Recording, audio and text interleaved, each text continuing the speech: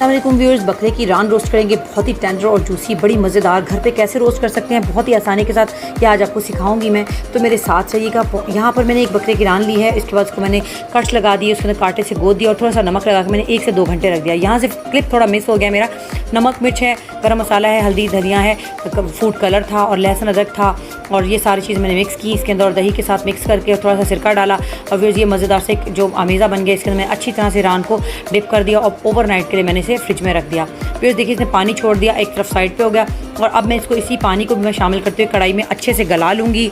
और व्यूअर्स को मैं पानी इसमें थोड़ा सा और शामिल किया और आधा घंटा मेरे से हल्की आंच पे गलाया। बहुत ही टेंडर हो गई है, गल गई है। अब इसके अंदर हम साइड में देखिए पानी जब कम हो जाएगा तो थोड़ा सा कुकिंग ऑयल शामिल करेंगे और इस कढ़ाई के अंदर ही हम इसको जो है अच्छे से आज भूनते चले जाएंगे। देखिए रोस्ट हो जाएगी। कोयले का थोड़ा सा दम भी लगा रही हूँ ताकि बहुत मज़ेदार सी खुशबू आ जाए। बहुत ही टेंडर और जूसी रान बन के रोस्ट होकर तैयार हो चुकी है। मेरे साथ रहिएगा अच्छी अच्छी रेसिपीज़ जानने के लिए। शुक्रिया।